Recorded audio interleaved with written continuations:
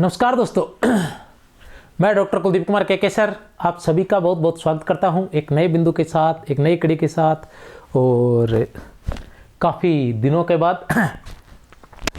तो जैसा कि बार बार आप लोग कह रहे थे कि सर खून का टीका के बारे में लेके आएँ, खून का टीका के बारे में कोई अच्छी सी वीडियो लेकर आएँ, तो मैं आज उपस्थित हूँ आप सभी के सामने खून का टीका से एक नई वीडियो लेकर। तो मैं पहले से ही आपको बता दूं कि खून का टीका जो वीडियो है, खून का टीका जो उपन्यास है यादवेंद्र शर्मा चंद्र का। यादवेंद्र शर्मा चंद्र जो है बीकानेर के रहने वाले थे और उनका उपन्यास था खून का टीका। तो काफ़ी बड़ी किताब है, तो उससे संबंधित आज मैं क्वेश्चन आंसर लेके आया हूँ। और बड़ी से तात्पर्य मैं थोड़ा सा बता दूँ, बड़ी तो इतनी बड़ी भी नहीं है। ये है खून का टीका, ठीक है। ये लगभग है 152 पेज की किताब है, तो इजी है, इतना मुश्किल भी नहीं है। इसमें 27 पार्ट दिए हुए हैं, लगभग 27 पार्ट दिए हुए हैं और ये शुरू होती है। तो उससे पहले मैं आपको ये बता दूं, इसके बारे में बताने से पहले मैं आप सभी को बता दूं कि खून का टीका जो मैं आज जो है इसका सारांश करवाने वाला हूँ। सारांश इस तरह से रहेगा कि पहले इसकी पूरी कहानी मैं आपको बताऊँगा, उसके बाद मैं इसके सभी के पात्रों के परिचय बताऊंगा। तो पहले जब बहुत से तथ्यात्मक जानकारी जो है वो मैं सारांश के माध्यम से आप सभी को बता दूंगा। उसके बाद जब मैं पात्रों के बारे में बता रहा हूँगा, उस वक्त भी मैं उस कहानी को फिर से दोहराऊंगा और उन सभी के रिलेशन जो आपस में थे वो भी मैं बताने का प्रयास करूँगा, जिससे क्या है कि आपको ये जो पूरी कहानी है, पूरे के पूरे पात्र जो है खून का टीका में जितने भी पात्र हैं वो सभी मैं पूरा प्रयास करूंगा कि इस वीडियो के साथ साथ आपको याद करवा दूं। इसके बावजूद भी कुछ अगर रहता है तो फिर मैं इसके बाद जो है कम से कम 125 क्वेश्चंस लेकर आया हूं। 125 क्वेश्चंस जो मैं आपको करवाऊंगा, वो अगर 2 वीडियो में आए एक्स्ट्रा, इसके अलावा तुम 2 वीडियो में कर लेंगे, नहीं तो वो 3 वीडियो में आएंगे, तो वो ज़रूर देखें।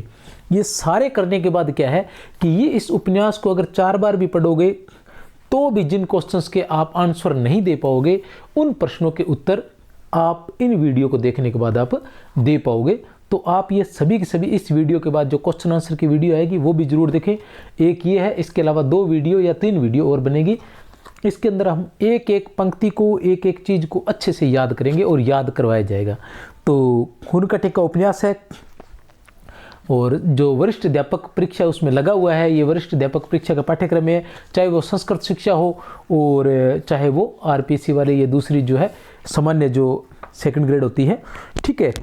तो ये जो है चित्तौड़ के राणा हमीर के जीवन पर आधारित है। चित्तौड़ के राणा हमीर के जीवन पर आधारित है। इसके बारे में यादवेंद्र शर्मा चंद्र जी क्या कहते हैं कि मैं मानवीय दुर्बलताओं, सबलताओं, परिवेशगत संभावनाओं तथा सामयिक अनिवार्यताओं के आधार पर विश्लेषित करने की चेष्टा की है मैंने इसको, ठीक है ना। और इसमें जो सहयोग रहा है वो इतिहासवेता भाई श्री गोविंद जी अग्रवाल का मैं आभारी हूँ, ऐसा यादवेंद्र शर्मा चंद्र जी कहते हैं। और वह कहते हैं इसके अंदर एक नाम आया है सिसोदे, बार बार, तो जो सिसोदे नाम है वो उन्होंने ही दिया हुआ है, अग्रवाल जी का ही, ठीक है। इसके अलावा ये इसके अंदर बाकी तो मैं इसी में पढ़ाने वाला हूँ, ये थोड़ा सा बता दूँ आपको।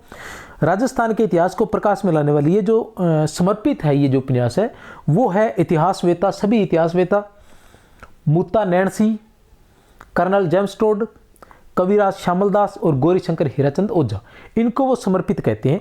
फिर बता देता हूँ, सभी इतिहासवेता को, मुत्ता नैणसी को, कर्नल जेम्स टोड को, कविराज श्यामलदास को और गौरीशंकर हीराचंद ओझा को।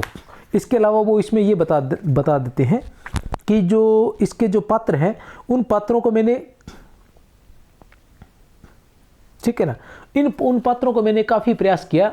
तो जो पात्र मुझे मिले उनके बारे में मैंने वर्णन किया है। कुछ पात्र जो नहीं मिल पाए थे उनको मैंने क्या है काल्पनिक पात्र बनाए। काल्पनिक पात्र की बात करें तो जैसे अनंग सिंह इसके अंदर एक पात्र है और उसके अलावा पवन सिंह है और शेरा और मेरा है। इस तरह से ये 2 एक पात्र है जो काल्पनिक पात्र है। ये बातें जो उन्होंने अपनी भूमिका में लिखी है। चलो चलते हैं। तो सबसे पहले हम यादवेंद्र शर्मा चंद्र जी का एक छोटा सा परिचय पढ़ेंगे, थोड़ा सा परिचय उनके बारे में, कुछ महत्वपूर्ण बातें जो है वो हम पढ़ेंगे। उसके बाद हम पढ़ेंगे खून का टीका का सारांश। चलते हैं।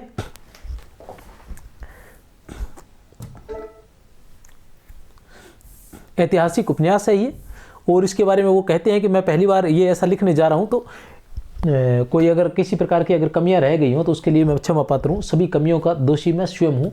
यादवेंद्र शर्मा चंद्र जी ये कहते हैं। यादवेंद्र शर्मा चंद्र जो है एक बहुत बड़ा नाम है, बीकानेर के वो रहने वाले थे। यादवेंद्र शर्मा चंद्र खून का टीका राणा हमीर के जीवन पर आधारित ये उपन्यास है। किसके जीवन पर? राणा हमीर के जीवन पर आधारित है। बहुत ही अच्छा उपन्यास है, बहुत ही अच्छी कहानी है। एक बार आप पढ़ने लगोगे तो फिर आप भूल ही नहीं पाओगे। और मैं भी इसको इतना रोमांचक तरीके से आपको बताने वाला हूँ कि आपको बड़ा आनंद आने वाला है। ठीक है, तो बने रहिए क्लास में अंत तक। पहले तो एक बार परिचय है, तो जो परिचय रहता है, किसी का हम परिचय देते हैं तो वो थोड़ा सा रहता है उस तरह से। तो परिचय मैं आपको बता दूं, राजस्थान के सुप्रसिद्ध उपन्यासकार, कहानीकार, नाटककार एवं हिंदी भाषा में लिखने वाले राजस्थानी लेखकों में अग्रणी लेखक, ठीक है ना, अग्रणी लेखक थे। राजस्थान के सुप्रसिद्ध उपन्यासकार,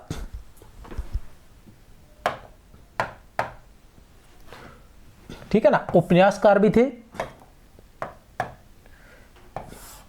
कहानीकार भी थे और नाटककार भी थे एवं हिंदी भाषा में लिखने वाले राजस्थानी लेखकों में अग्रणी थे। क्योंकि जो राजस्थानी भाषा में लिखने वाले थे उनमें से जो हिंदी में लिखने वाले थे, राजस्थानी में लिख रहे थे और हिंदी में भी लिख रहे, दोनों क्षेत्रों में लिखने वाले राजस्थानी लेखकों में, हिंदी में लिखने वालों में ये अग्रणी लेखक थे। यादवेंद्र शर्मा जन्म, जिनका जन्म 1932 ईस्वी में बीकानेर में हुआ था, 15 अगस्त। ये भी बहुत अच्छी बात है कि कब हुआ था, बहुत ही विशेष दिन हुआ था, 15 अगस्त 1932 ईस्वी को, ठीक है ना। और निधन इनका 3 मार्च 2009 ईस्वी को हुआ था, जयपुर में हुआ था। राजस्थानी भाषा की पहली रंगीन फिल्म लाज राखो रानी सती, लाज राखो रानी सती की पटकथा यादवेंद्र शर्मा चंद्र द्वारा ही लिखी गई थी। क्या है? राजस्थानी भाषा की पहली रंगीन फिल्म लाज राखो रानी सती की पटकथा यादवेंद्र शर्मा द्वारा ही लिखी गई थी। इनके द्वारा राजस्थान की सामंती पृष्ठभूमि पर कई सशक्त उपन्यास लिखे गए हैं। राजस्थान में सामंती प्रथा थी तो उसी पर लिखे गए। ये भी एक तरह से सामंत की ही कृति है। तो इनकी जो प्रमुख कृतियों की बात करें तो सबसे पहले हमारे पास उपन्यास आ जाते हैं कि इन्होंने कौन कौन से उपन्यास लिखे हैं, क्योंकि आज हम उपन्यास ही पढ़ने वाले हैं। उपन्यास का नाम है खून का टीका, ऐतिहासिक उपन्यास है जिसका नायक जो है वो राणा हमीर है। ठीक है, चलते हैं आगे। उपन्यास की बात करें तो जनानी ड्योढ़ी, ठीक है, जनानी ड्योढ़ी, एक और मुख्यमंत्री, 1000 घोड़ों पर सवार, देह गाथा माधवी की, खम्मा अन्नदाता, ढोलन कुंजकली, सन्यासी और सुंदरी, दिया जला दिया बुझा, कुर्सी गायब हो गई, अपराजिता, गुलाबड़ी, सपना और मोहभंग आदि इनके उपन्यास थे। ढोलन कुंजकली जो है वो अभी तो हट गई है, इसकी जगह दूसरा इसका लग गया है। पहले ढोलन कुंजकली जो थी बहुत ही शानदार उपन्यास है ये, और ये पहले असिस्टेंट प्रोफेसर के जो पाठ्यक्रम था उसमें ये सम्मिलित थी। ढोलन कुंजकली मैंने काफ़ी बारी से पढ़ा था उस दौरान, ठीक है। तो बहुत ही शानदार है। ढोलन कुंजकली पढ़ेंगे तो आप मतलब आपको किसी जो रुदाली फिल्म है उसकी तरह आपको है लगेगा। रुदाली फिल्म बहुत ही सुपरहिट फिल्म रही थी डिम्पल कपाड़िया की, तो उसी तरह का ये जो है उपन्यास है, बहुत ही ज़्यादा शानदार है। नाटकों की बात करो तो चुप हो जाए पीटर, जीमूत वाहन, ताश का घर, महाराजा शेख चिल्ली, मैं अश्वत्थामा, चार अजूबे, आखिरी पड़ाव और महाबली बर्बरिक, ठीक है ना। महाबली बर्बरिक थे ना महाभारत में, वो कह रहे थे कि किसकी तरफ से लड़ोगे, तो बर्बरिक कहते हैं कि मैं जो हारेगा उसकी तरफ से ही लड़ूंगा, और वो जो हारता उसकी तरफ वो हो जाते, जो भी हारता उसकी तरफ से वो हो जाते। फिर इसलिए अंत में उन्हें मारना पड़ा था, क्योंकि श्री कृष्ण ने कहा कि अगर ये इसी तरह से होता रहा तो ये तो सबको ही ले पड़ेगा, क्योंकि जब इधर कमजोर पड़ता है, जब ये इधर हो जाता है तो उधर वाला कमजोर हो जाता है, तो इधर वालों को मारने लग जाता है, कभी उधर जाके उधर वालों को मारने लग जाता है, तो पहले इसको मारो ताकि। तो महाबली बर्बरिक और मैं अश्वत्थामा, तो अश्वत्थामा ये भी बहुत ही ज़बरदस्त। इन दिनों कल की जो मूवी आई है उसके अंदर हम देखते हैं कि अश्वत्थामा जो था 7-8 फुट के हाइट के अश्वत्थामा थे, और ऐसा कहा जाता है कि वर्तमान में भी अश्वत्थामा है, और आने वाले समय में जो कल की अवतार होने वाला है उस समय वो वापस आएंगे। अभी वो किसी रोग से ग्रस्त है अश्वत्थामा जो है, आगे आने वाले समय के अंदर। तो ऐसा कुछ द्वंद्व कथाओं में चलता है। आप सभी हिंदी के विद्यार्थी हैं तो लगभग ऐसी कहानियाँ जानते होंगे।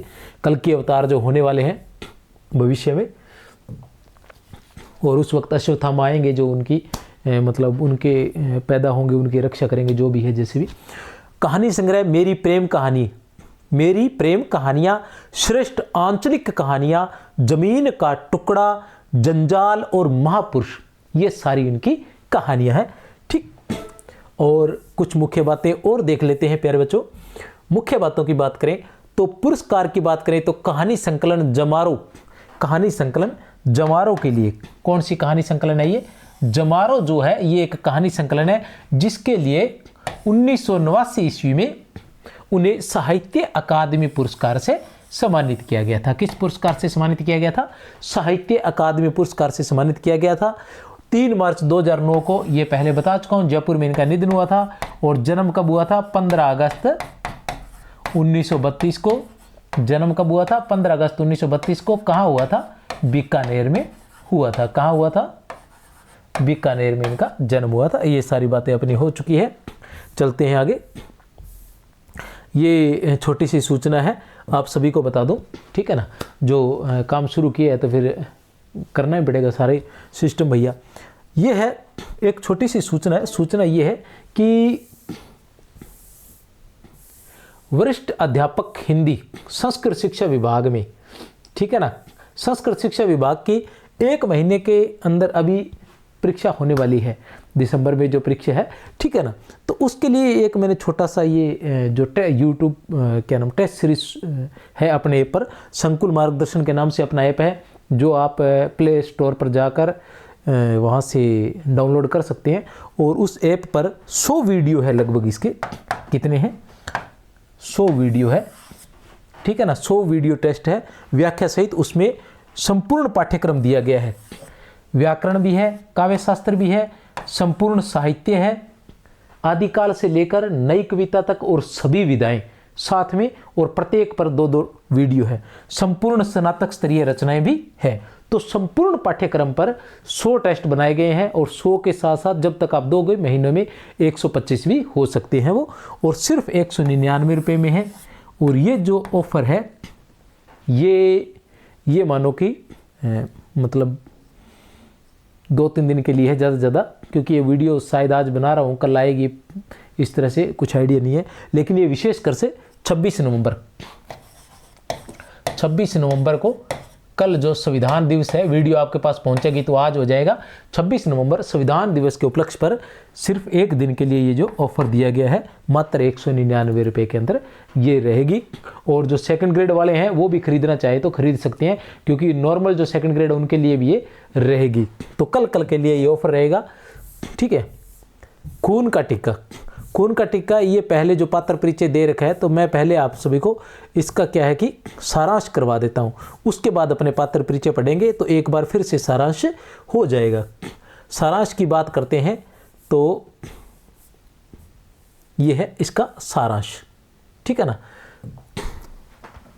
तो ये जो कहानी है खून का टिक्का, ये कहाँ से चलती है? ये शुरुआत होती है कि अभी इसमें लिखा हुआ है, पहली लाइन क्या है?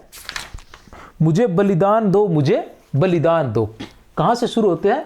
मुझे बलिदान दो, मुझे बलिदान दो, यहाँ से ये कहानी शुरू होती है। अब मुझे बलिदान दो, मुझे बलिदान दो, ऐसा जो है वो जो है देवी माँ कह रही है। कौन कह रही है? देवी माँ कह रही है।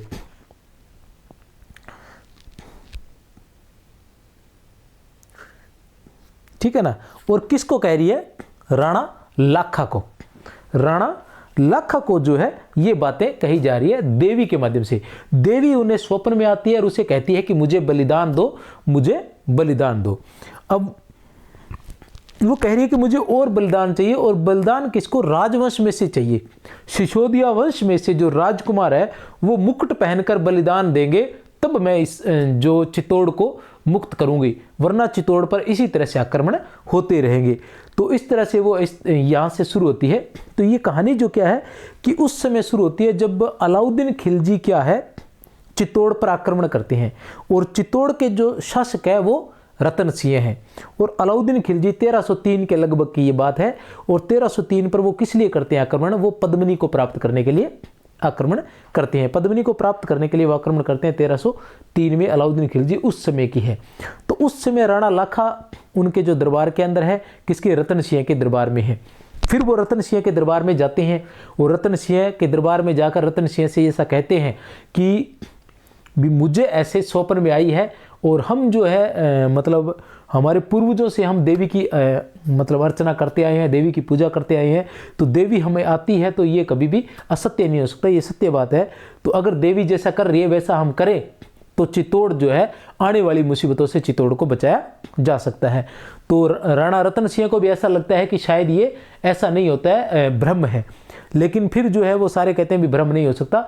तो ऐसी स्थिति में कहते हैं कि भी अब कौन जाए राजकुमार? अब ये तो तय हुआ कि चलो ठीक है, राणा लाखा की बात मान ली जाए, राणा लाखा की बात मान ली जाए, और किसी राजकुमार को बलिदान के लिए युद्ध में भेजा जाए। अलाउद्दीन खिलजी आक्रमण कर रहा है, उससे लड़ने के लिए उसको भेज दिया जाए। लेकिन भेजे किसको? तो कोई भी आगे नहीं आता। तब जो राणा लाखा का पुत्र है, आप सुनते जाइए, अभी इसको फिर मैं रिपीट करूंगा, रिपीट करने के बाद फिर पात्र परिचय के माध्यम से आपको याद हो जाएगा, ठीक है ना। राणा लाखा का जो पुत्र है, राणा लाखा के वास्तव में 12 पुत्र होते हैं। कितने पुत्र होते हैं? 12 पुत्र होते हैं। वर्तमान में जो उसके अंदर जिनके वर्णन किया गया वो 2 पुत्रों का किया गया। एक है अरसी, ठीक है ना, अरसी या अरि सिंह, और एक है अजय सिंह। ये 2 पुत्र है। तो अरि सिंह आगे आता है और वो कहता है कि हाँ मैं जाऊंगा युद्ध करने के लिए, ठीक है ना, मैं राणा का मुकुट, रतन राणा सिंह का मुकुट पहनूंगा और राजा बनकर जाऊंगा। वो ऐसा कहते हैं कि राजा बनकर जाना है, कहने से तात्पर्य कि वहां राजा की जगह कोई जाएगा और वो अपनी मतलब अपना बलिदान देगा, तब जाके चित्तौड़ जो है वो इन समस्याओं से मुक्त हो पाएगा। तो फिर अजय सिंह कहता है कि नहीं भाई, जब तक मैं हूं मैं जाऊंगा, आप क्यों जाओगे मेरे जीते जी, ठीक है ना, मैं कौन सा कम योद्धा नहीं हूं, मैं भी तो बहुत शूरवीर बलशाली योद्धा हूं।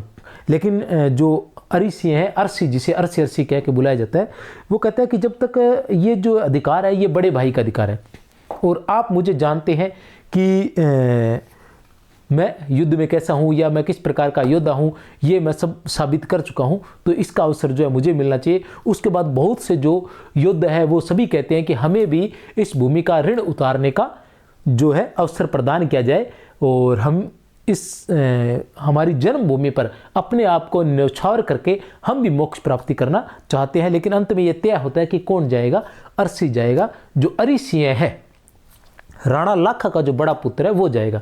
इस तरह से वो युद्ध में चला जाता है, और युद्ध में जाने के बाद वास्तव में अरि सिंह जो है वो युद्ध प्रिय नहीं है इतना, ठीक है ना, वो चाहता है कि शांति रहे, लेकिन फिर भी उसे जाना पड़ता है। वो जाता है, ठीक है ना, वहां उसे याद आता है, वो जाने से पहले लाखा को बताकर भी जाता है, और वहां उसे याद आता है कि वो एक बार शिकार खेलने गया था, और वहां पर एक ग्राम बाला, वो जब शिकार खेल रहा था तो ग्राम बाला ने उसे रोका था कि ये किसान, ये खेत जो है, ये फसल जो है, ये हमारी हमें जान से प्यारी है, तुम इसे बर्बाद नहीं कर सकते शिकार खेलने के लिए। तो अरि सिंह जो है वो उस पर मोहित हो जाता है, उस ग्राम बाला पर, जबकि वो भी राजपूत वंश से ही होती है, और वो उससे विवाह कर लेता है, और उन्हीं से उसे एक पुत्र रत्न की प्राप्ति भी होती है। और अरि सिंह जो है उसका मित्र उसे कहता है कि तेरे पिता जो है वो इसे कभी भी स्वीकार नहीं करेंगे, लेकिन अरि सिंह उसको बताना ही चाहता है, लेकिन इसे अपने पिता को बताना चाहता है और वो बता नहीं पाता है। तभी ये युद्ध की बात हो जाती है, उसे युद्ध में जाना पड़ता है, और वो जाते हुए कह भी जाता है, लेकिन लाखा उसकी बात पर ज़्यादा ध्यान नहीं देते हैं कि राजकुमार इस प्रकार के जो है मतलब इस प्रकार के जो संबंध है उनके बनते रहते हैं, तो ज़्यादा वो उसको नहीं ले पाता है, ज़्यादा उस पर विचार विमर्श जो है वो नहीं करता है। अब ऐसी स्थिति में युद्ध में क्या होता है कि सारे मारे जाते हैं, और अजय सिंह जो है, अरि सिंह युद्ध में चला जाता है। अजय सिंह को राणा लाखा जो है वो जंगल में भेज देते हैं कि अगर युद्ध में सभी मारे गए तो आप फिर से सिसोदिया वंश की, जब भी आपको अवसर प्रदान हो, अपनी सेना को संगठित करना, और फिर से सिसोदिया वंश को जो है फिर से संगठित करके इस चित्तौड़ पर फिर से राज करना। अब वो चले जाते हैं, और इधर से जो अलाउद्दीन खिलजी है वो चित्तौड़ को जीत लेता है, और पद्मावती जो है वो मतलब क्या बोलते हैं वो कर लेती थी ना, वो दिमाग से निकल गया मेरे नाम, ठीक है ना। तो उस तरह से वो, ठीक है। और जो रतन सिंह है वो भी उस युद्ध के अंदर वीरगति को प्राप्त होते हैं, और अजय सिंह जो है वो जंगल में चले जाते हैं। और ये जो सारी बातें हैं वो आगे हम पढ़ते हैं कि आगे की क्या कहानी रहती है। अरी सिंह गांव में शिकार खेलने जाता है, वहीं एक ग्राम वाला, ये पुरानी बात उसको याद आ रही, युद्ध में वो याद कर रहा है कि किस तरह से शिकार खेलने जाता है, मोहित हो जाते हैं और उसके विवाह कर लेते हैं। अरी सिंह युद्ध में वीरगति प्राप्त करता है, चित्तौड़ में सभी मारे जाते हैं। अरी सिंह का छोटा भाई बचकर जंगलों में रहने लग जाता है। इधर ग्राम बाला एक वीर पुत्र को जन्म देती है, बालक बड़ा होकर राणा हमीर बनता है। यही बालक क्या है, बड़ा होकर राणा हमीर बनता है। राणा हमीर जो है वो किसका पुत्र है, वो है अरी सिंह का पुत्र है। किसका पुत्र है, अरी सिंह का पुत्र है। राणा हमीर जो है वो किसका पुत्र है, अरी सिंह का पुत्र है। जो अजय सिंह है वो इसके क्या है, चाचा है। अजय सिंह चाचा है, और लाखा जो है वो इसके क्या है, दादा श्री या दादा बोल सकते हैं, ठीक है ना। अब हमीर अपनी विधवा माता देवी के संरक्षण में उनवा गांव में रहता है। विधवा माता क्या नाम है, देवी के संरक्षण में उनवा गांव में वो रह रहा होता है। वहां सभी युद्ध कलाओं में निपुणता हासिल करता है। उसकी माँ जो है उसको पता चल जाता है कि ये किसका बेटा है, उसे पता है कि ये एक राजा का बेटा है और इसे राजा ही बनना है, तो उसी तरह से उसको सभी शिक्षाएं दी जाती है। तलवारबाजी की, घुड़सवारी की, भाला चलाने की, सभी जितनी भी, तीरंदाजी की सभी जितनी भी शिक्षा होती है, और उसको बचपन से ही एक योद्धा बनाया जाता है। जैसे कि फिल्मों में बाहुबली के अंदर जैसे वो बनता है ना, तो और बहुत सी फिल्मों के अंदर बचपन से जब बदला लेना होता है तो वो उसको उसी तरह से तैयार करती है कि बड़ा होकर इससे चित्तौड़ पर राज करना है और चित्तौड़ को पुनः हासिल करना है। और उधर क्या स्थिति रहती है, उधर अलाउद्दीन खिलजी जो होता है वो मालदेव को चित्तौड़ देकर वो वापस चला जाता है दिल्ली। वो तो दिल्ली पर राज कर रहा होता है, और वो चित्तौड़ का किला जो है वो मालदेव को दे जाता है, और मालदेव वहां शासन कर रहा होता है। इधर जो ये राणा हमीर का जन्म होता है, ठीक है। कहानी आगे चलती है, चलते हैं। हमीर कहता है, मैं अपने पूर्वजों का गिन गिन कर बदला लूंगा, मैं चित्तौड़ को मुक्त करवा कर ही दम लूंगा। हमीर के चाचा अजय सिंह भी जंगलों में ही रह रहे थे। उधर अजय सिंह था, उसको उसके पिता लाखा ने भेज दिया था कि आप पुनः जंगल में रहना और अपनी शक्ति को संगठित करके पुनः आपने चित्तौड़ पर अधिकार करना है, क्योंकि लाखा को हमीर के बारे में तो कुछ भी पता नहीं था, लेकिन अजय सिंह को हमीर के बारे में पूरी जानकारी रहती है, ठीक है। उधर क्या है, हमीर जंगलों में रह रहा होता है, लेकिन हमीर को जो है एक व्यक्ति बहुत परेशान कर रहा होता है, वो है मुंजा बालेचा। मुंजा बालेचा जो है वो बहुत परेशान करता, बहुत तंग कर रहा होता है, ठीक है ना। वो अक्सर इसकी सेना को लूट लेते हैं। मुंजा बालेचा जो है एक डाकू है, ठीक है ना। हमीर मुंजा बालेचा को मार देता है। इससे खुश होकर अजय सिंह उसे चित्तौड़ का राणा घोषित करता है। मुंजा बालेचा को कौन मार देता है, हमीर मार देता है। अब देखते हैं ये कैसे मार देता है। ये क्या मार देता है कि जब मुंजा बालेचा की बात चलती है तो जो अजय सिंह है उसके दो पुत्र हैं, एक का नाम अजीत सिंह है और एक का नाम फिर मेरे दिमाग से निकल रहा है, ठीक है ना। एक अजीत सिंह और एक और, दो पुत्र है। उन दोनों पुत्रों को राणा मुंजा बालेचा को, किसको, मुंजा बालेचा को मारने के लिए भेजता है, लेकिन वो उन दोनों को पराजित कर देता है और वो पराजित होकर आ जाते हैं। ऐसे समय में फिर राणा अजय सिंह को हमीर की याद आती है भी हमीर जो है वो अरी सिंह का पुत्र है और उसके पास जाना चाहिए। लेकिन वो जैसे ही उसके पास जाता है तो उसका जो पितृत्व प्रेम है, चाचा का प्रेम भी पितृत्व प्रेम ही रहता है, तो वो जाग जाता है। वो सोचता है कि हमीर जो है वो इतना मतलब आयु के अंदर इतना छोटा है, ठीक है, और वो जो मुंजा बालेचा है वो विशाल के शरीर का 7 फुट का इतना मतलब राक्षस है पूरा का पूरा, तो किस तरह से ये कर पाएगा। तो लेकिन जो हमीर है वो कहता है कि नहीं, आप मुझे अवसर दीजिए और मैं ये अवश्य करूंगा और मैं मुंजा बालेचा को मार दूंगा। और वो जाता है और मुंजा बालेचा की गर्दन जो है वो धड़ से अलग कर देता है। ऐसा करने पर जो है अजय सिंह जो है हमीर को चित्तौड़ का राणा घोषित कर देते हैं। अब चित्तौड़ का राणा घोषित करने से तात्पर्य ये नहीं है कि वो चित्तौड़ पर अधिकार कर लेते हैं, लेकिन कहने से तात्पर्य है कि आज से चित्तौड़ के राजा यही हैं और अब जैसे ही हम संगठित अपनी शक्ति को इकट्ठा करके और हम चित्तौड़ पर विजय प्राप्त कर लेंगे। लेकिन क्या होता है कि किसी को अगर राणा घोषित करना होता है, राणा घोषित किया जाता है तो उसे एक टिक्का दौड़ करनी होती है। और टिक्का दौड़ होती है, एक टिक्का दौड़ की रस्म पूरी करनी होती है। टिक्का दौड़ की रस्म क्या होती है कि किसी दुर्ग को जीतना होता है, किसी दुर्ग को जीतना होता है। अब टिक्का दौड़ के लिए इनको क्या रखते हैं कि मुंजा बालेचा जहां का था वहां उसका एक दुर्ग था, उस दुर्ग को जीतना था। सूर्या बालेचा नाम है शायद। राणा घोषित होने पर एक टिक्का दौड़ की रस्म अदा करनी होती है, जिसमें राणा अपने पड़ोसी शत्रु पर आक्रमण करता है। ये होती है टिक्का दौड़, ध्यान लगा लेना। टिक्का दौड़ क्या होती है? जिसमें राणा जो होता है वो अपने पड़ोसी शत्रु पर आक्रमण करता है। हमीर टिक्का दौड़ की रस्म पूरी करने के लिए मुंजा नहीं है, ये क्या है? मुंजा बालेचा के साथियों का आश्रय स्थल शेलिया का बालेचा, क्या नाम है? शेलिया का बालेचा दुर्ग हासिल करना चाहता है। शेलिया का बालेचा दुर्ग हासिल करना चाहता है। कौन सा? शेलिया का बालेचा दुर्ग। याद रख लेना। पहला युद्ध कौन सा था? पहला युद्ध किसके साथ हुआ था? अलाउद्दीन खिलजी के साथ हुआ था, ठीक है ना। दूसरा युद्ध कौन सा है? दूसरा युद्ध मुंजा बालेचा के साथ हुआ था, ठीक है ना। मुंजा बालेचा और हमीर का हुआ था, ठीक है। और तीसरा जो है ये युद्ध होने वाला है, शेलिया का बालेचा दुर्ग हासिल करना चाहता है। हमीर पवन सिंह के छोटे भाई। अब कौन कौन इसके साथ जाते हैं युद्ध में, ठीक है ना। हालांकि वो कहते हैं कि नहीं कर पाओगे, लेकिन हमीर कहता है कि नहीं, मैं ये कर लूंगा और मैंने ये करना ही है। तो हमीर जो है वो पवन सिंह के साथ, एक महान योद्धा है पवन सिंह। ये जो पवन सिंह है, ऐसा कहा जाता है कि ये अरि सिंह के साथ युद्ध में गया था, क्योंकि वहां तीसरे दिन हार मिली थी अरि सिंह को, ठीक है ना। तो अरि सिंह के साथ युद्ध में गया था, लेकिन वहां ये घायल हो गया था। घायल होने के कारण ये वापस आ गया और वापस अजय सिंह के साथ इसको जंगलों में भेज दिया गया था। ये भी महान योद्धा था पवन सिंह। एक पवन सिंह का छोटा भाई था खेत सिंह, ये भी महान योद्धा था, शूरवीर।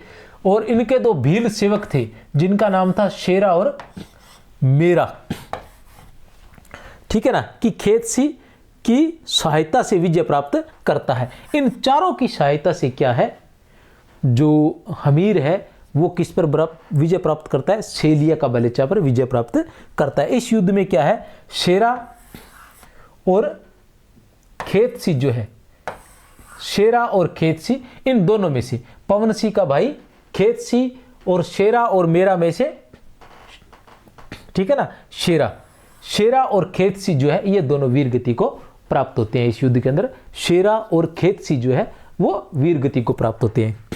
अब उसने निर्णय लिया कि वह चित्तौड़ पर आक्रमण करेगा।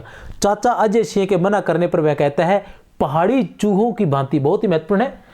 वैसे बहुत से मुख्य कथन मैं क्वेश्चनों में लेकर आऊंगा, तो वहां आप सारे क्वेश्चनों में सारे जो कथन है वहां आराम से हम कर लेंगे। जो मुख्य है, जो अलग है। पहाड़ी चूहों की भांति जीवन निर्वाह करने से अच्छा है कि एक दिन सम्मान की मृत्यु पा जाए। ऐसा कौन कहता है? ऐसा हमीर कहता है। अब हमीर कहता है कि अब मैं चित्तौड़ पर आक्रमण करना चाहता हूं। तो उस वक्त जो अजय सिंह है वो बहुत ही समझदार रहता है, वो अनुभवी भी है, ठीक है ना। तो वो राणा हमीर को समझाता है। राणा हमीर जो है वो युवा है, ठीक है ना, और जोश जो है वो बहुत अधिक है। तो राणा हमीर को वो कहता है कि नहीं, मालदेव जो है उसकी सेना बहुत बड़ी है, तुम वहां जीत नहीं पाओगे, हार जाओगे, इसलिए अभी प्रयास न करो, पहले अपनी सेना को संगठित करो और उसके बाद अपने किसी तरीके से मौका देकर युद्ध करेंगे, चित्तौड़ पर आक्रमण करेंगे। लेकिन हमीर नहीं मानता है और वो क्या है कि उस पर आक्रमण करता है। मालदेव जो है उसके बारे में आप सभी इतिहास पढ़ते हैं तो आप जानते हैं कि मालदेव की सेना बहुत विशाल थी और मालदेव स्वयं भी बहुत शक्तिशाली वीर योद्धा था। तो वो क्या है कि हमीर जो है मालदेव से हार जाता है। हमीर का साथ अनंग सिंह देता है, जो कहता है कि जो राजपूत, हमीर का साथ कौन देता है? अनंग सिंह जो है वो हमीर का साथ देता है। अनंग सिंह क्या है कि जब ये जा रहा होता है युद्ध करने के लिए, तो तब वो कहता है कि मैं चित्तौड़ पर आक्रमण करने के लिए जा रहा हूं, जो हमारे साथ हैं वो हमारे साथ आ जाओ, ठीक है ना, और जो हमारे विपक्ष में वो नहीं, ठीक है ना। तो साथ की बात करते हैं तो जितने भी जागीरदार थे वो अधिकतर जागीरदार जो इनकी तरफ आए थे, उनमें से एक अनंग सिंह था जो जागीरदार था और बहुत सूरवीर योद्धा था। और मतलब कहने का मतलब लड़ाई में, युद्ध में बहुत, युद्ध कलाओं में बहुत अधिक माहिर था और उसे बहुत अपने आप पर गर्व और अभिमान था कि वह बहुत बड़ा योद्धा है। राजपूत युद्ध के बिना रहता है तो वो क्या लिखता है कि जो राजपूत युद्ध के बिना रहता है वह अवश्य वर्ण संकर है, ठीक है ना। जो राजपूत युद्ध के बिना रहता है वह अवश्य वर्ण संकर है। चित्तौड़ के इस युद्ध में मालदेव ने हमीर को हरा दिया। चित्तौड़ हारने के बाद हमीर निराश हो गया और वह निराश होकर चित्तौड़ छोड़कर चला जाता है। ये देखते जाना, ये कहानी भी है, क्योंकि बहुत बार ऐसा होता है कि निराश हो जाते हैं। कभी भी इंसान को जीवन के अंदर निराश नहीं होना चाहिए, इसी कहानी के माध्यम से बताएंगे। क्योंकि जो लगातार प्रयास करता रहता है वो एक दिन जीते ही जाता है, निराश हो जाता है। लेकिन निराश व्यक्ति को भी कहीं न कहीं आशा का संचार कहीं न कहीं होता रहता है। वो उससे किस प्रकार ऊर्जा लेता है वो राणा हमीर के माध्यम से हम समझेंगे। चलते चलते गुजरात के खोड़ गांव में वह, गुजरात के कौन से गांव में, खोड़ गांव में देवी बरबड़ी के दर्शन करता है, जो आगत और अनागत सब जानती है। आगत और अनागत जो है वो सब जानती है। कौन सी जगह, गुजरात के खोड़ गांव में देवी बरबड़ी के दर्शन करता है, जो आगत और अनागत सब जानती है।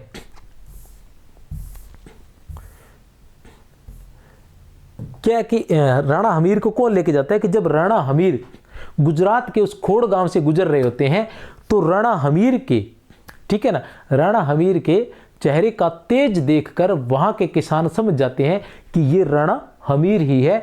तब वो राणा हमीर से मिलते हैं और राणा हमीर की पूरी बात सुनने के बाद वो राणा हमीर को बरबड़ी के पास लेके जाते हैं। वो कहते हैं कि बरबड़ी देवी है और वो तुम्हारी जो है मनोकामना जो है या तुम्हारी सहायता जरूर करेगी, तुम्हें जरूर आशीर्वाद देगी। इसलिए वो बरबड़ी के पास जाते हैं और बरबड़ी किस तरह से उससे बात करती है आगे देखते हैं। बरबड़ी जो देवी है वो क्या कहती है राणा हमीर से, वो राणा हमीर को कहती है, राणा जी आप निराश हो उठे हैं, राणा जी आप निराश हो उठे हैं। युग युग से जय पराजय का खेल इस आंगन में होते आए हैं। युगों युगों से जय पराजय के खेल तो इस आंगन में होते आए हैं, तो इसमें इतना निराश होने की आवश्यकता नहीं है। तो सफलताएं असफलताएं जीवन में चलती रहती हैं, क्योंकि ये दोनों जैसे दिन के बाद रात होती है ना, वही है, ठीक है ना। ये रात के बाद दिन होता है, ये मानो असफलता के बाद सफलता निश्चित है। असफल होने का कारण यही है कि आप लोगों ने प्रयास किया। अगर प्रयास ही नहीं किया तो फिर आप असफल कैसे हुए, ठीक है ना। असफल होने का कारण ये है कि आपने प्रयास किया है, और प्रयास किया है ये अपने आप में ही सफलता है, ठीक है ना। लोगों से अलग तो ये प्रयास है आपको लोगों से अलग बना देता है, ठीक। राणा जी आप निराश हो उठे हैं, युग युग से जय पराजय के खेल इस आंगन में होते आए हैं। इसका तात्पर्य यह नहीं है कि मनुष्य नाश के परिणाम से परिचित होकर कर्म को छोड़ दे। विनाश के परिणाम से कर्म को नहीं छोड़ा जाता है। असफलता के डर से कभी कर्म नहीं छोड़े जाते। असफलताएं चलती रहती हैं जीवन के अंदर। जितना बड़ा लक्ष्य होगा उतनी बड़ी कर्म भी करना पड़ेगा, और नहीं तो असफलता मिलती है। और फिर कहानी तो लंबी चलती है, लंबे टारगेट तो लंबी कहानी चलेगी ना, ठीक है। बरबड़ी कहती है कि अब चित्तौड़ लौट जाओ। अब बरबड़ी क्या कहती है कि तुम चित्तौड़ लौट जाओ, मैं तुम्हें कह रही हूं आपको विवाह का निमंत्रण आएगा। तुम जैसे ही वहां जाओगे विवाह का निमंत्रण आएगा, उसे स्वीकार कर लेना। उस लड़के का आगमन ही आपकी विजय का आधार होगा, ठीक है ना। अब क्या है कि वह कहती है कि जब आवश्यकता हो मुझे सूचना देना, मैं 500 घोड़े और अपने बेटे बारू को, क्या 500 घोड़े और अपने बेटे बारू को तुम्हारी सहायता के लिए भेज दूंगी। चित्तौड़ पहुंचते ही एक घटना होती है। मालदेव सोनकर ने अपनी पुत्री के विवाह का नारियल हमीर को भेज दिया। क्या कहा था बरबड़ी ने? बरबड़ी ने कहा था कि अब तुम चित्तौड़ लौट जाओ, तुम्हारे लिए एक विवाह का निमंत्रण आएगा, ठीक है ना। विवाह का निमंत्रण आएगा, तुम उसे इनकार मत करना, स्वीकार कर लेना। अब जैसे ही गया चित्तौड़, राणा चित्तौड़ पहुंचा, तो चित्तौड़ का मतलब राणा जैसे ही अपने क्षेत्र में जो भी उसका चित्तौड़ में जहां वो रहता था जंगलों में, वहां पहुंचा। छोटे बड़े गढ़ इनके पास होते थे, सीलिया का गढ़ होगा, ठीक है ना। वहां पहुंचा तो उसके पास निमंत्रण आ गया कि मैं अपनी लड़की की शादी तुम्हारे साथ करना चाहता हूं, ठीक है ना। अब सभी ने कहा कि नहीं, ये ऐसा मत करो, वो ये षड्यंत्र रच रहे हैं और वो तुम्हें इसके माध्यम से हराना चाहते हैं या मौत के घाट उतारना चाहते हैं, हमेशा के लिए तुम्हारा कांटा निकालना चाहते हैं, इसलिए ये जो स्वीकार मत करो। लेकिन हमीर को ये विश्वास होता है कि देवी बरबड़ी ने ऐसा कहा है कि अगर तुम चित्तौड़ पर विजय प्राप्त करना चाहते हो तो जो विवाह का निमंत्रण आए उसे स्वीकार कर लेना। तो वो सारी बात अपने जो पवन सिंह है जो अजय सिंह जी है उन सभी को बताता है और उसके बाद इस विवाह को वो स्वीकार कर लेता है। जबकि जो वो कह रहे होते हैं वास्तव में बात वही होती है, क्योंकि मालदेव जो कहता है कि इस तरह से तो उसे मारा नहीं जाएगा, जंगलों में उसको पकड़ कर मार पाना थोड़ा मुश्किल है, तो इस तरह से वो चाहता है कि उसको यहाँ बुलाया जाएगा और यहाँ घेर कर उसको हम मार देंगे। जब वो बारात लेकर यहाँ पहुँचेंगे तो यहाँ पर हम उनको घेर लेंगे और मार देंगे। पूरी जो है रणनीति, पूरा जो षड्यंत्र है इसी तरह से चलता है। हमीर इसे स्वीकार करता है। साथियों के मना करने पर वह उन्हें खोड़गांव की पूरी कहानी सुनाता है। खोड़गांव गुजरात का जो खोड़गांव था जहां बरबड़ी थी वो। हमीर पूरी तैयारी के साथ चित्तौड़ पहुंचता है। छद्म रूप से बारू व उसके 500 घोड़े भी साथ रहते हैं, ठीक है ना। अब जो भेष बदल कर है बारू और उसके 500 घोड़े भी वहीं घूम रहे होते हैं। और ये जो हमीर है वो पूरी तैयारी के साथ कहाँ पहुंच जाता है, चित्तौड़ पहुंच जाता है विवाह करने के लिए, ठीक है ना। मालदेव विवाह के बहाने हमीर को मारना चाहता है, लेकिन हमीर की सेना वह व्यवस्था देखकर घबरा जाता है। वो मारना तो चाहता है लेकिन हमीर की सेना और व्यवस्था देखकर घबरा जाता है। वो सोचता है कि कहीं दाव जो है उल्टा न पड़ जाए, ठीक है ना। फिर वो क्या करता है, मालदेव अपने सलाहकार मोजीराम के साथ, जो बहुत ही अनुभवी था, मोजीराम ये कौन है, मालदेव का सलाहकार है, मालदेव का सलाहकार है। तो मालदेव मोजीराम के पास जाता है। वह कहता है कि हम इस स्थिति में युद्ध नहीं कर सकते, अब और कोई उपाय निकाला जाए। तो मोजीराम जो है वो एक उपाय निकालता है। क्या उपाय निकालता है, वो कहता है कि हम एक अफवाह फैला देते हैं कि लड़की का जो राजकुमारी है उसका बाल विवाह हो चुका है। इस तरह की हम अफवाह निकालेंगे तो चित्तौड़ के जो राणा है या जो मतलब सिसोदा वंश के जो सिसोदिया वंश है वो इस प्रकार से किसी मतलब बाल विधवा राजकुमारी के साथ वो विवाह नहीं करेंगे। इस तरह से हम लोग विवाह करने से बच जाएंगे और बारात जो है वो वापस लौट जाएगी। इस तरह की अफवाह फैला दी जाती है। इस तरह की अफवाह फैलती है तो सभी ये कहते हैं कि हाँ इतना मतलब ऊंचा जो कुल है तो वो कैसे एक बाल विधवा से विवाह कर सकते हैं। और सभी हमीर को मना भी करते हैं इस बात के लिए। लेकिन हमीर को ये ध्यान होता है कि बरबड़ी ने उससे कहा था कि तूने इनकार नहीं करना है, तूने विवाह करना है। इसलिए वो तैयार हो जाता है कि चाहे बाल विधवा है लेकिन वो विवाह जरूर करेंगे। और एक कारण ये भी होता है, इनकार इसलिए भी नहीं करता क्योंकि उसे कहीं न कहीं लगता है कि बरबड़ी ने उसे आशीर्वाद दिया है, उसे विवाह के लिए यहाँ भेजा है और उसका बेटा भी 500 घोड़े लेकर यहाँ है। अगर कहीं मैं इनकार करूँगा और बरबड़ी देवी की भविष्यवाणी अगर झूठ होती देखकर कहीं बारू, बरबड़ी देवी का बेटा जो बारू है, जो 500 घोड़े, जो स्वयं भी वीर योद्धा है और जो उसके साथ आए हुए हैं वो भी सभी वीर योद्धा है, तो कहीं उसने विद्रोह कर दिया तो यहाँ बहुत मुश्किल हो जाएगी, वो मुझे मौत के घाट भी उतार सकता है। तो ऐसी स्थिति में वो इनकार नहीं करता है, मतलब विवाह के लिए वो तैयार हो जाता है। किसी भी स्थिति में उससे विवाह नहीं करेंगे और खाली हाथ लौट जाएंगे। हमीर को मां बरबड़ी की बात याद होती है, वह विवाह कर लेता है। और आगे देखिए क्या करता है। हमीर दहेज में कामदार मोजीराम को, जो सबसे विद्वान व्यक्ति था, सबसे अनुभवी व्यक्ति था, कामदार मोजीराम, यह किसका था, मालदेव का सलाहकार था। यह था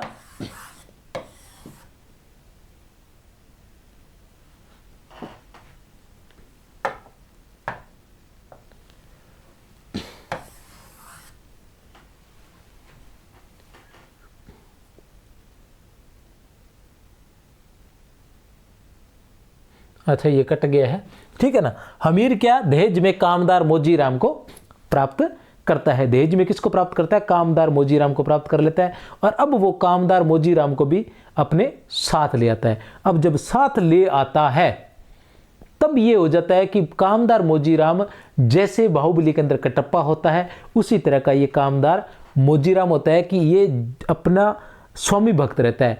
अब ये जो है उसके साथ किसके साथ, राणा हमीर के साथ मिल जाता है और उसे पूरी योजना बनाते हैं, दोनों मिलकर योजना बनाते हैं कि किस तरह से चित्तौड़ पर विजय प्राप्त की जाए। और ये भी पूरी सहायता करता है कि वह जो राणा हमीर जो है वो चित्तौड़ पर विजय प्राप्त करे। और उधर राणा हमीर जो है वो लगातार रानी को भड़काता रहता है कि तुम्हारे भाई ऐसे हैं, तुम्हारे पिता ऐसे हैं, और वो भी किसी न किसी तरह से अपने पति प्रेम में पड़कर वो चाहती है कि मेरे पति चित्तौड़ पर आक्रमण करे और चित्तौड़ को जीते, ठीक है ना।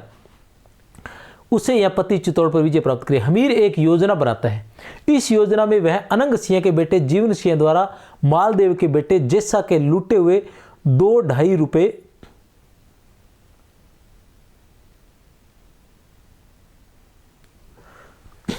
2-2.5 नहीं है, 2.5 लाख रुपए, 2.5 लाख रुपए, कितने? 2.5 लाख रुपए, याद रख लेना। किसने लूटे थे? अनंग सिंह। अनंग सिंह जो था उसका बेटा था जीवन सिंह, याद रख लेना। अनंग सिंह कौन था? ठीक है ना, अनंग सिंह जो महान योद्धा था, ठीक है ना। अनंग सिंह महान योद्धा है जो इसके साथ मिल जाता है। किसके साथ? चित्तौड़ पर आक्रमण करने जाते हैं तब हमीर के साथ मिल जाता है, ठीक है ना। तो ये क्या है कि अनंग सिंह का बेटा था जीवन सिंह।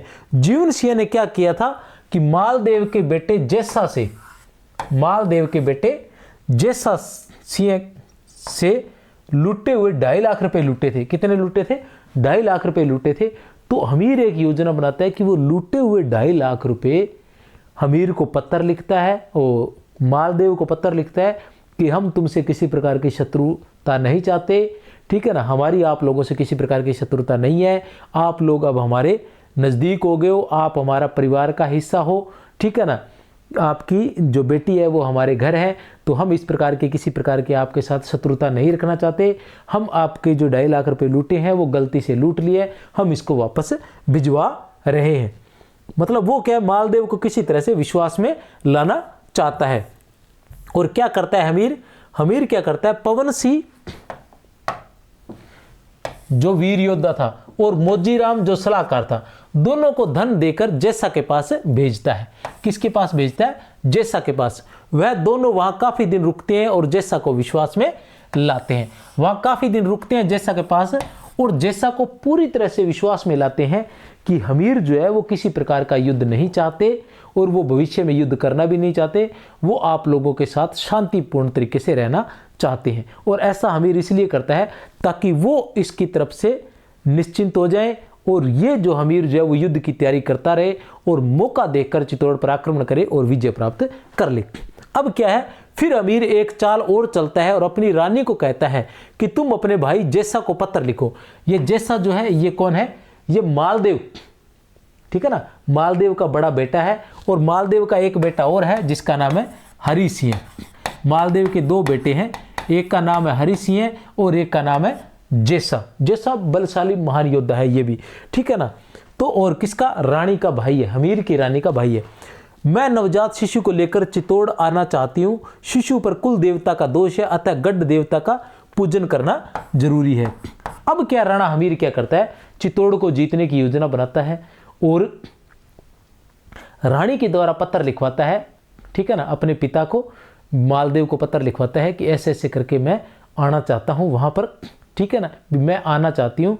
क्योंकि इस दौरान क्या है कि हमीर के लड़का पुत्र प्राप्ति होती है और वो कहती है कि इस पुत्र को जो है वो देवता के दोष है और वो जो है मन्नत जो भी मांगी हुई है वो वहीं से मांगी हुई है, उस गढ़ से ही, अपने गढ़ से ही, तो मैं वहीं आकर इनकी पूजा पाठ करना चाहती हूँ, ठीक है। तो मालदेव इसकी अनुमति दे देता है और जो हमीर है वो कामदार मोजीराम और रानी दोनों को भेजता है और दोनों को इस तरह से तैयार कर लेता है कि तुम दोनों को जाकर वहाँ जो द्वारपाल है उनको उत्कोच देकर अपनी तरफ मिलाना है ताकि जब हम आक्रमण करें तो वो द्वार खोल दे।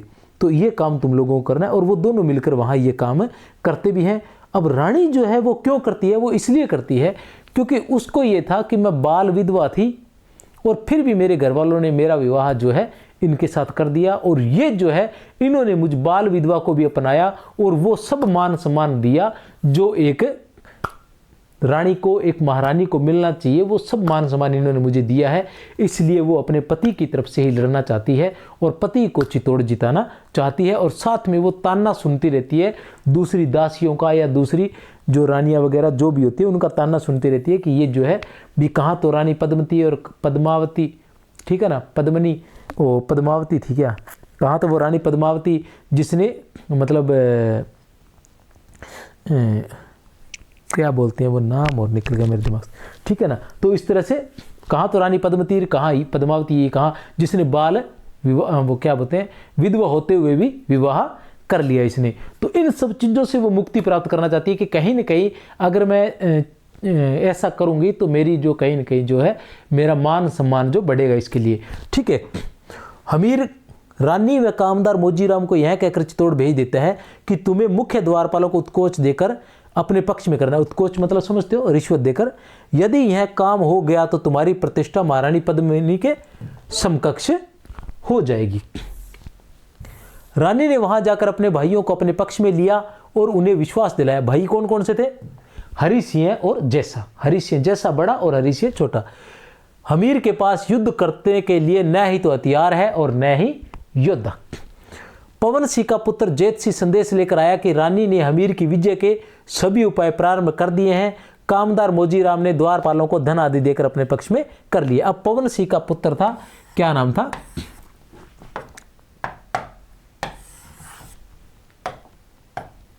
पवन सिंह का पुत्र है जैत सिंह, ठीक है ना। वो संदेश लेकर आता है कि रानी और कामदार मोजीराम ने सारी व्यवस्थाएं कर दी है और अब हमें आक्रमण करना चाहिए। अब क्या होता है, युद्ध प्रारंभ हुआ। राणा हमीर ने सेना को 3 टुकड़ी में जो है विभाजित किया। पहली टुकड़ी जो थी, पहली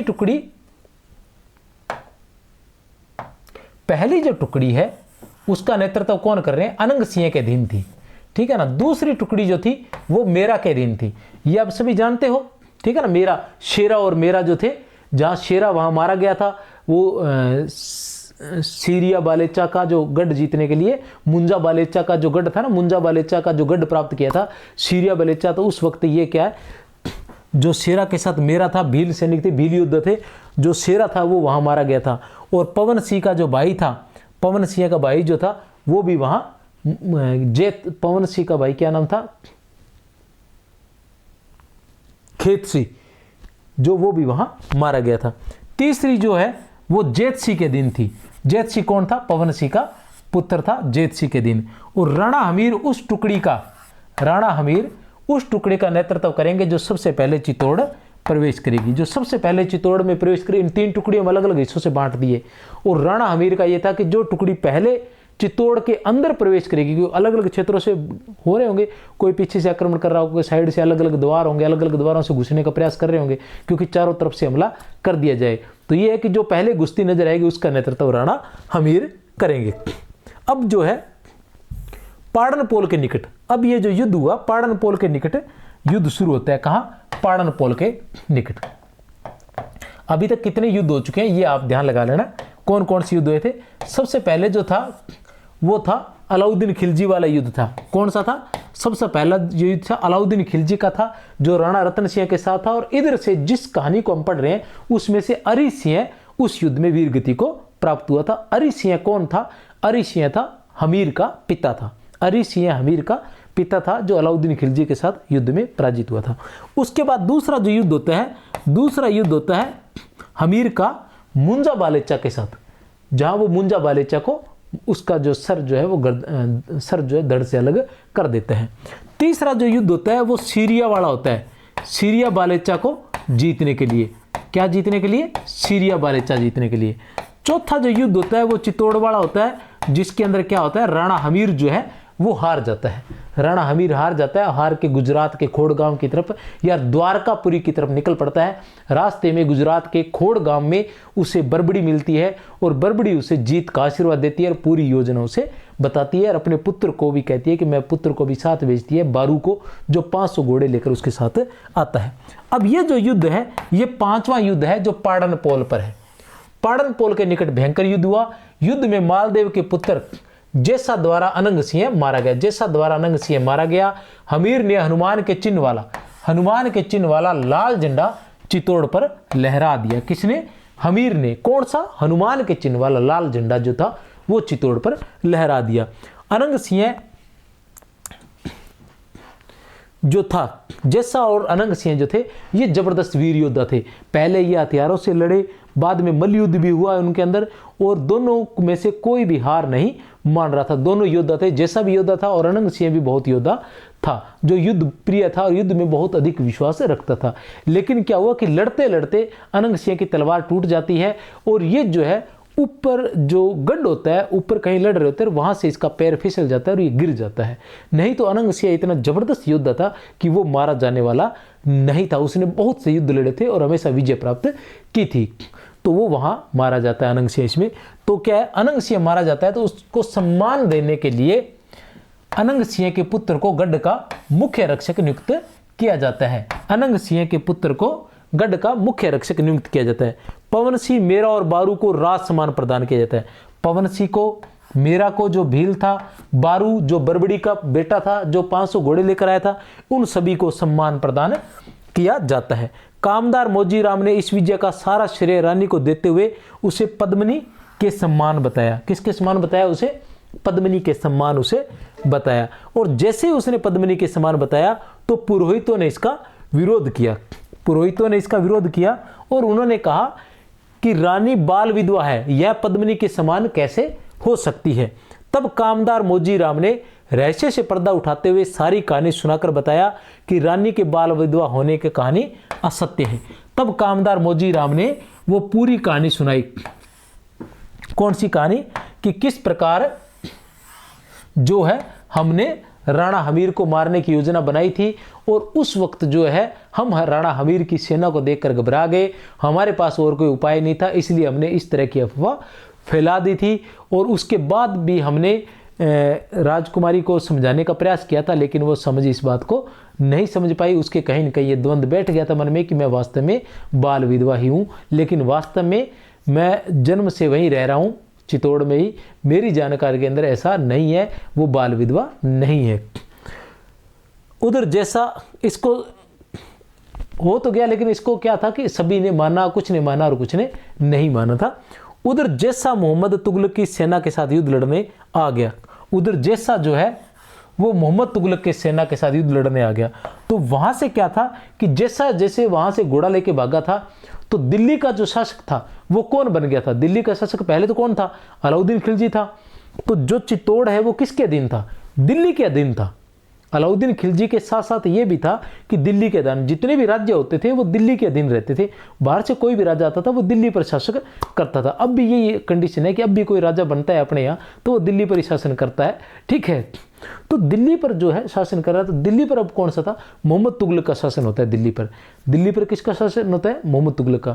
मोहम्मद तुगलक के पास जैसा जाता है कि इस तरह से दिल्ली के अधीन चित्तौड़ था और चित्तौड़ पर उसका आक्रमण हो गया। अब जो है चित्तौड़ अपने अधीन नहीं रहा, तो अपने को चलना चाहिए। इसलिए मोहम्मद तुगलक जैसा के साथ युद्ध करने के लिए पहुंच जाता है सिंगोली में। सिंगोली में दोनों सेनाओं में भयंकर युद्ध होता है। ये कौन सा युद्ध था? ये 6वां युद्ध था। कौन सा युद्ध था? ये 6वां युद्ध था। सिंगोली में दोनों सेनाओं में भयंकर युद्ध हुआ। जैसा ने अमीर से कहा, जैसा कौन? मालदेव का पुत्र था। जैसा कौन था? मालदेव का जो पुत्र था उसने। जैसा ने अमीर से कहा, छल से चित्तौड़ हथिया कर आपने समझा होगा, अब हम चैन की बंसी बजाएंगे। पर चित्तौड़ चौहान मालदेव का है। चित्तौड़ चौहान मालदेव का है, मालदेव का ही रहेगा। युद्ध में हमीर और बादशाह लड़ रहे थे।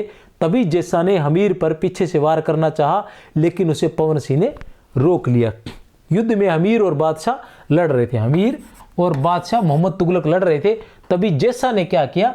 हमीर पर पीछे से वार करने का प्रयास किया, लेकिन पवन सिंह ने उसे रोक लिया। हमीर ने मालदेव के छोटे बेटे हरि सिंह को भी मार दिया। मालदेव के 2 बेटे थे, जैसा और हरि सिंह को मार दिया। और पवन सिंह ने जैसा को पकड़ लिया। और हमीर ने बादशाह को जिंदा पकड़ लिया। दोनों लोग पकड़े गए, जैसा भी पकड़ा गया और बादशाह भी, दिल्ली का बादशाह भी। तो हमीर कितना बड़ा योद्धा था ये आप समझ सकते हैं, ठीक है ना। दोनों को कारावास में डाल दिया गया। मोहम्मद तुगलक को 50 लाख नगद और कुछ आय वाली रियासतें लेकर छोड़ दिया गया। अब यहाँ क्या होता है कि जैसे इसमें बताया गया कि किस प्रकार जो थे राजा जो थे उस समय के, वो आज जैसे दूरदर्शी राजा है वैसे उस समय भी दूरदर्शी राजा थे। मतलब समझौते जो होते थे वो किसी दूरदर्शिता के आधार पर होते थे। सभी ऐसा कहते हैं कि पृथ्वीराज चौहान की तरह न हो कि जैसे पृथ्वीराज चौहान ने पहली बार मोहम्मद गौरी को छोड़ दिया था और दूसरी बार हार का सामना करना पड़ा था, तो हमारे साथ भी ऐसा ना हो कि हम मोहम्मद तुगलक को छोड़ दें और दूसरी बार हमें हार का सामना करना पड़े।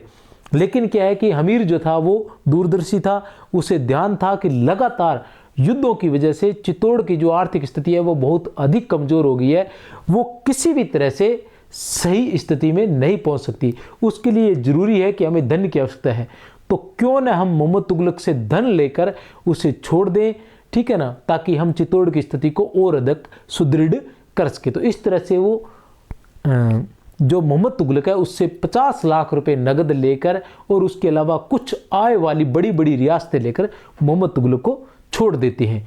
अब जैसा भी उससे अनुन्य विनय करने लग जाता है कि मुझे भी आप छोड़ दीजिए, जैसा कि अनुन्य विनय करने पर मैं आपका सेवक रहूंगा, मुझे छोड़ दीजिए राणा जी, मैं आपकी गाय हूं, ऐसा जैसा कहता है।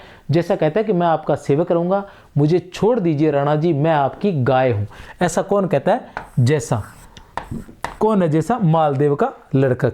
मैं सुगंध खाता हूं, जहां मेवाड़ियों का पसीना बहेगा वहां मेरा खून बहेगा। हमीर ने जैसा को निम्मत, जितारण और रतनपुर गांव देकर छोड़ दिया। हमीर ने क्या किया? जैसा को छोड़ दिया, क्योंकि जैसा उसकी रानी का भाई भी तो था ना, साले साहब जो थे, इसलिए फिर छोड़ना ही था, ठीक है ना। निम्मच, जेतारण और रतनपुर गांव देकर, ठीक है ना। निम्मच, जेतारण और रतनपुर गांव देकर, निम्मच, जेतारण और रतनपुर गांव देकर छोड़ दिया जैसा को। चारों तरफ जय जयकार होने लगी। राणा हमीर की जय, एक लिंगेश्वर की जय, विषम घाटी पंचानन की जय, ठीक है ना। एक लिंगेश्वर की जय, राणा हमीर की जय। और ये जो है एक लिंगेश्वर क्या बोलते हैं उसको? दीवान। ये एक लिंगेश्वर के दीवान के रूप में, मतलब वहां का राजा जो था वो एक लिंगेश्वर ही माना जाता था चित्तौड़ का। ये उसके दीवान के रूप में वहां के राजा जो थे वो काम करते थे। तो ये इसका सारांश है। अब इसका हम पात्र परिचय पढ़ते हैं, ठीक है। और उसके बाद 2 क्लासें क्वेश्चन आंसर की भी रहेगी। देखते हैं पात्र परिचय। पात्र परिचय की बात करते हैं हम, तो पात्र परिचय में सबसे पहले आ जाते हैं रतन सिंह, राणा रतन सिंह। इनके बारे में भी इसमें बताया गया है, क्योंकि जो कहानी है, जैसे मैंने बताया था आपको कि कहानी कौन सी है, कि अलाउद्दीन खिलजी ने जब आक्रमण किया था 1303 ईस्वी में रानी पद्मिनी को प्राप्त करने के लिए चित्तौड़ पर जो आक्रमण किया था, उसी की कहानी चल रही है। राणा रतन सिंह, पद्मावत आपने मूवी देखी होगी तो उसके अंदर भी इस तरह से बताया गया है, ठीक है ना। तो बाकी हम पढ़ते भी हैं इतिहास के अंदर, तो उसी वक्त की कहानी चल रही है। तो सिसोदिया वंश के राजा है, चित्तौड़ के शासक है, एक लिंगेश्वर के दीवान है। जो चित्तौड़ के शासक होते थे वो एक लिंगेश्वर भगवान की आराधना करते थे, वो उनके आराध्य थे और स्वयं को उनका दीवान मानते हुए वो गद्दी पर बैठते थे। वो कहते थे कि हम उनके दीवान हैं और जो यहाँ के राजा है वो एक लिंगेश्वर ही है। दूसरे नंबर पर आता है लक्ष्मण सिंह उर्फ लाखा। राणा रतन सिंह के विश्वास पात्र योद्धा है, 12 पुत्रों के पिता है, अपने पुत्रों को राजा पर न्यौछावर करने वाले अरि सिंह व अजय सिंह के पिता है।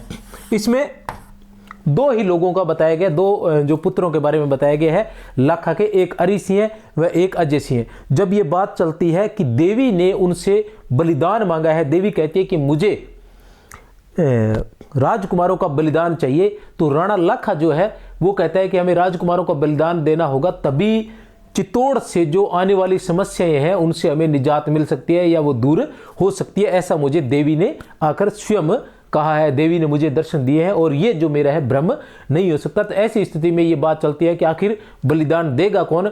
तब उनके दोनों पुत्रों में से अरि सिंह सबसे पहले आगे आते हैं और कहते हैं कि मैं ये बलिदान दूंगा। तब अजय सिंह कहते हैं कि मेरे होते हुए आप बलिदान कैसे दे सकते हो, ठीक है ना, आप राज्य को संभालिए, और पिता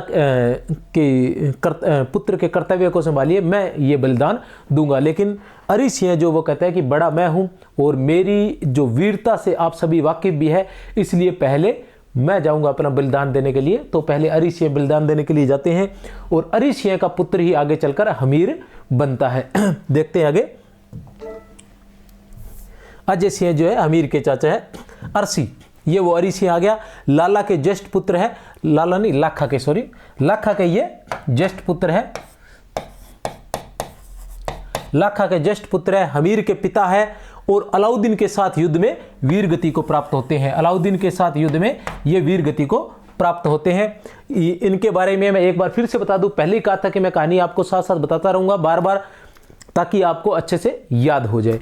अरि सिंह जो है वो युद्ध से पहले एक बार जंगलों में शिकार खेलने जाते हैं। जब वो शिकार खेल रहे होते तो शिकार जब खेलते थे राजा महाराजा या जो भी थे, जब शिकार खेलते थे तो उससे जो किसानों की फसल होती थी वो नष्ट हो जाती थी और उनको कोई कुछ कहता भी नहीं था, क्योंकि उन्हें ध्यान था कि ये राजकुमार है या सेना से सेनापति या सेना नायक कुछ भी उन्हीं में से कोई है, तो वो कह नहीं पाते थे डर के मारे और वो किसानों की फसलें नष्ट किया कर दिया करते थे शिकार खेलते वक्त। तो तब क्या है कि जब वो शिकार खेल रहे होते हैं तब एक ग्रामबाला होती है जो राजकुमार का अरि सिंह का विरोध करती है और कहती है कि ये हमारी जो मातृभूमि है, ये हमारी माँ है, फसल जो है, ठीक है ना, इसको आप बर्बाद नहीं कर सकते। तो ऐसी बातों से जो अरि सिंह है वो बहुत अधिक प्रभावित होते हैं और जो ग्रामबाला होती है वो बहुत अधिक सुंदर भी होती है, तो वो उस पर मोहित हो जाते हैं और उससे विवाह कर लेते हैं। लेकिन इस बात का पता वो राज्य को पता नहीं चलने देते और अपने पिता को भी नहीं बता पाते हैं, क्योंकि उनका जो मित्र है अरि सिंह का, वो उनको कहता है कि इस विवाह को आपके पिता कभी भी स्वीकार नहीं करेंगे। तो ऐसी स्थिति में वो बता नहीं पाते हैं, लेकिन अचानक से उनको युद्ध में जाना पड़ जाता है। तो जाते हुए वो लाखा को बता तो जाते हैं कि इस तरह से ग्रामबाला से मैंने विवाह कर लिया है, लेकिन वो इस बात को ज़्यादा तवज्जो नहीं देते हैं। और बाद में जब अजय सिंह को जंगलों में जाना पड़ जाता है, क्योंकि चित्तौड़ पर किसका शासक हो जाता है, अलाउद्दीन खिलजी चित्तौड़ को जीत लेता है, राणा रतन सिंह वीरगति को प्राप्त होते हैं, सभी मारे जाते हैं, सिर्फ अजय सिंह जो है वो जंगलों में चला जाता है। उसको जंगलों में भेज दिया जाता है कि वो पुनः शक्ति को संगठित करके चित्तौड़ को जीत सके या चित्तौड़ पर अपना आधिपत्य स्थापित कर सके।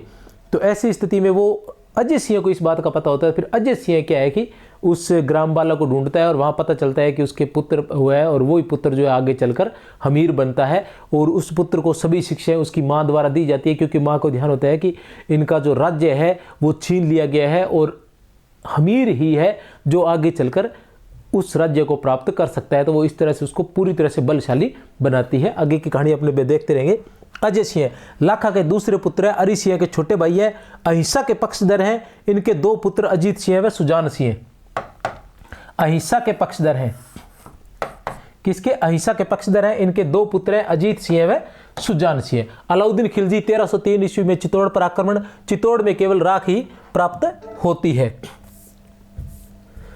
राणा हमीर अरि सिंह व ग्रामबाला का पुत्र, मेवाड़ का शासक, योद्धा, मानवीय संवेदना से युक्त पराक्रमी योद्धा। इसकी सारी कहानी चलेगी, ज्यादा इसके बारे में बताने की आवश्यकता नहीं है। मालदेव जालोर का शासक है, जैसा वह हरि सिंह का पिता है, हमीर की पत्नी का पिता है। अब ये जो मालदेव है ना, मालदेव जो है वास्तव में क्या होता है कि जब अलाउद्दीन खिलजी चित्तौड़ पर आक्रमण करता है तो चित्तौड़ को जीतकर वह चित्तौड़, वो तो उसने तो दिल्ली पर जाना होता है, वो तो दिल्ली का राजा है, तो वो चित्तौड़ को जीतकर चित्तौड़ का जो राज्य है वो मालदेव को देकर चला जाता है। और मालदेव जो है वैसे जालोर का शासक है। मालदेव जो कहाँ का शासक है? जालोर का शासक है, लेकिन चित्तौड़ का जो आधिपत्य है वो मालदेव को देकर अलाउद्दीन खिलजी दिल्ली चला जाता है। पीछे से कुछ समय तक मालदेव जालोर का शासक बना रहता है, लेकिन बाद में अपने बड़े पुत्र जैसा को देकर कुछ समय मालदेव चित्तौड़ का राजा बना रहता है, लेकिन उसके बाद वह चित्तौड़ को जैसा को सौंपकर स्वयं वापस जालोर चला जाता है। अब ये जो चित्तौड़ है वो जैसा के अधीन रहता है और जैसा का ही छोटा भाई हरि सिंह है। और ऐसी परिस्थितियां उत्पन्न होती है कि मालदेव जो है हमीर को अपनी बेटी का जो है विवाह का निमंत्रण भेजता है। वो चाहता तो ये है कि विवाह पर हमीर आएगा और मैं उसको धोखे से मार दूंगा, ताकि उसकी जो बार बार आक्रमण करने की या जो डर है भी कभी न कभी तो वो खत्म हो जाएगा। लेकिन ऐसा होता नहीं है।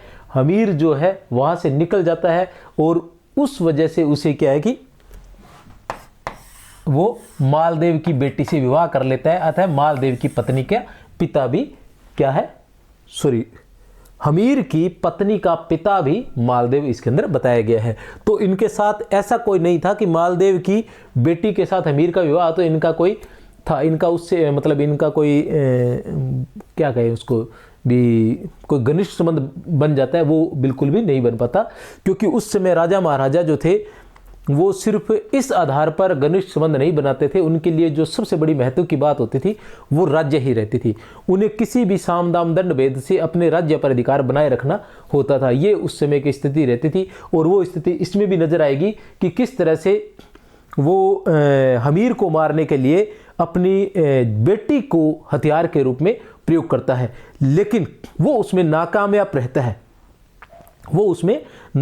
रहता है और हमीर जो है उसकी बेटी को ब्याह कर ले जाता है। तो कहने से तात्पर्य यह है कि वो दुश्मन है, लेकिन फिर भी वो अपनी बेटी को उसके साथ उसका विवाह कर देता है। और बाद में हमीर उसी पत्नी का प्रयोग जो है वो किस में करते हैं, मतलब उसका जो मालदेव को मारने के लिए उसका हथियार के रूप में प्रयोग करते हैं और वो कर भी लेते हैं, ठीक है। और अंत में इस तरह से वो चित्तौड़ प्राप्त भी कर लेते हैं। किसके कारण, उस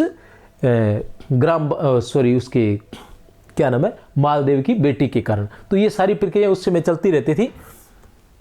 ये सारा इस कहानी में बताया गया। वैसे भी इतिहास भी यही कहता है, जैसा मालदेव का बड़ा पुत्र है, चित्तौड़ के युद्ध में अनंग सिंह को मौत के घाट उतारने वाला पराक्रमी योद्धा है।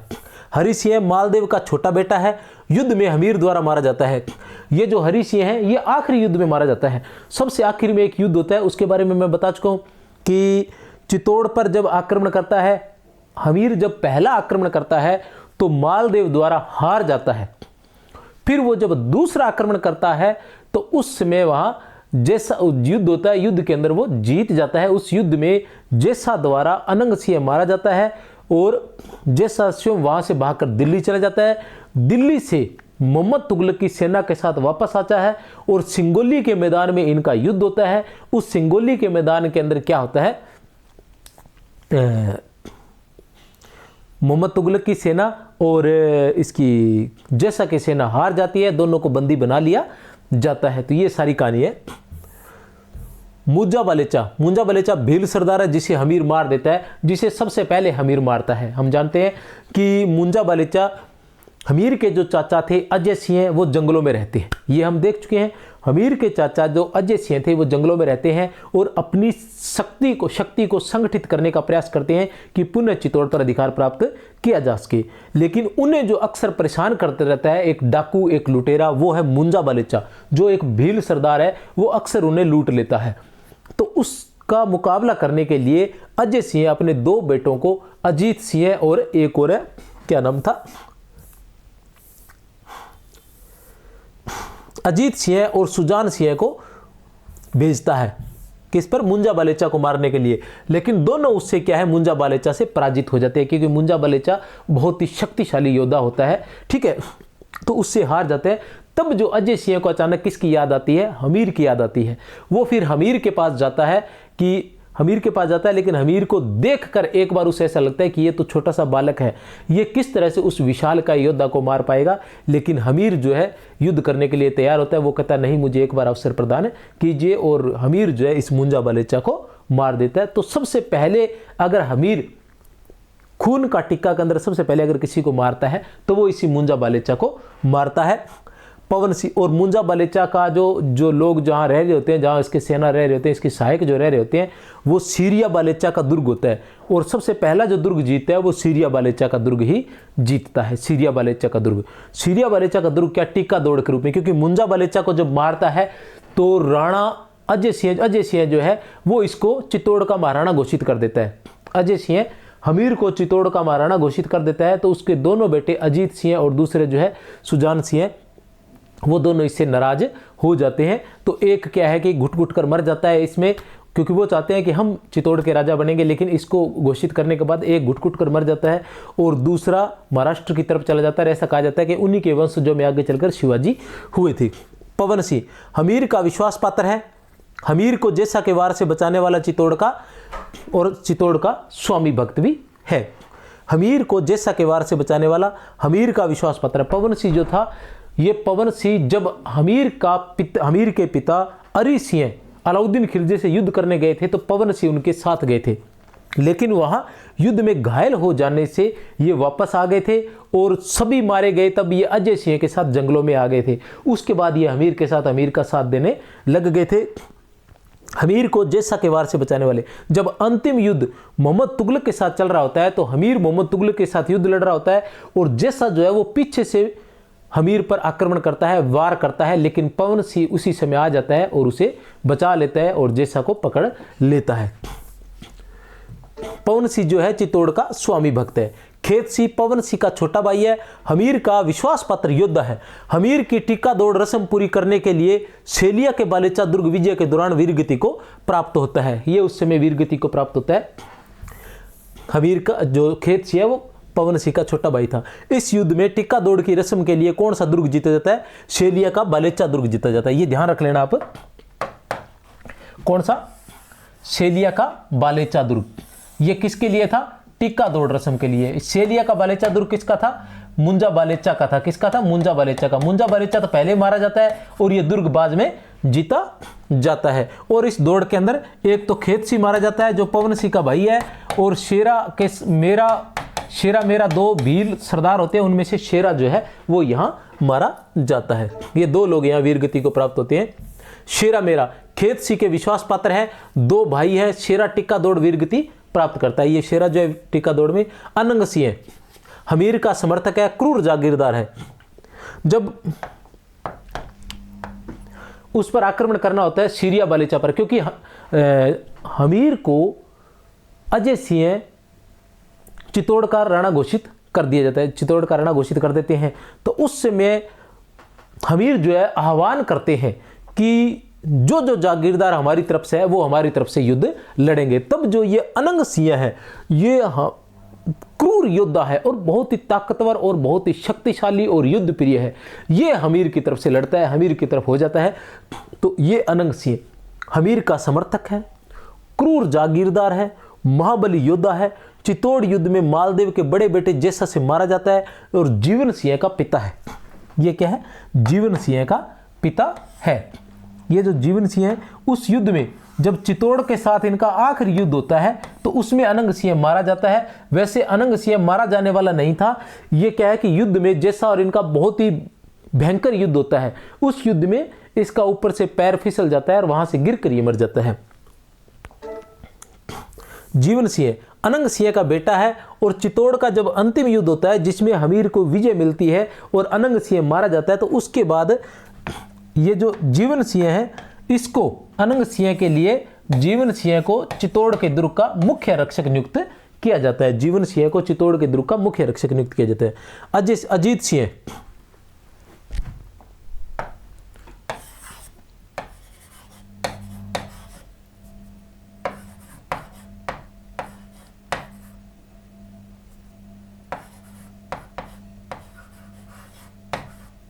अजीत सिंह, ठीक है ना, अजय सिंह का पुत्र है। पिता अजय सिंह द्वारा भतीजे हमीर को राणा बनाने पर घुट घुट कर मर जाता है। ये अजीत सिंह जो है ये घुट घुट कर मर जाता है। याद रख लेना, दो पुत्र थे, अजीत सिंह और सुजान सिंह। सुजान सिंह, अजीत सिंह मर जाता है और सुजान सिंह अजय सिंह का पुत्र है। पिता से नाराज दक्षिण में जाकर नए वंश की नींव डाली। इसी वंश में आगे चलकर वीर शिवाजी का जन्म हुआ था। चारण अमरदान अहिंसा का समर्थक है।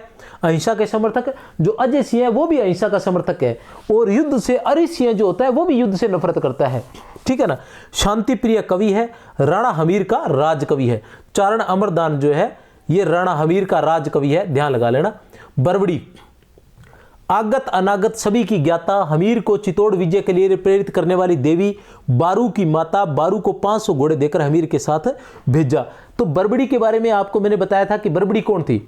बरबड़ी क्या थी कि जब हमीर ने पहली बार चित्तौड़ पर आक्रमण किया था तब क्या हुआ, उसे हार का सामना करना पड़ा था। अजय सिंह जो अनुभवी था, उसका चाचा था, उसने उसे बहुत बार मना किया कि अभी आप उस पर आक्रमण न करें, आप इसके मतलब सक्षम इसके लिए अभी तैयार नहीं है, उस पर आक्रमण न करें। लेकिन हमीर नहीं मानता है और हमीर को हार का सामना करना पड़ता है। उस हार से हमीर निराश हो जाता है और द्वारकापुरी के लिए वहाँ से निकल जाता है कुछ समय के लिए।